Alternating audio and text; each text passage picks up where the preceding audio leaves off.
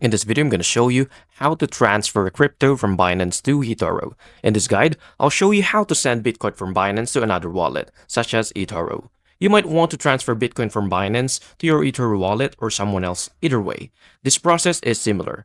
Here, first is to log into your Binance. Ensure you have the wallet address of the destination, for example, the eToro wallet address. Go to the top right corner of the Binance and click on Wallet. Go to the Overview. From there, select Fiat and Spot, where you'll see your available assets. Just simply find the Bitcoin, which is highlighted in BTC, in your wallet and click Withdraw.